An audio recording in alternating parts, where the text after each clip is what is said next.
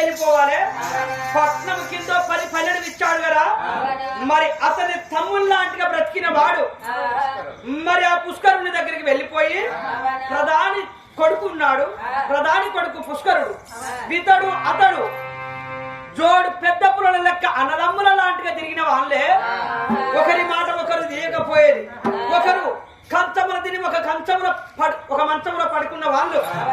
ఇంతటి వాళ్ళని విడదీయకపోతే నా పేరు సనేశ్వరుడు కానే కాదు. పట్నం కింద 10 పల్లెలకు ఎలా వస్తున్నారు? సందన సందనాను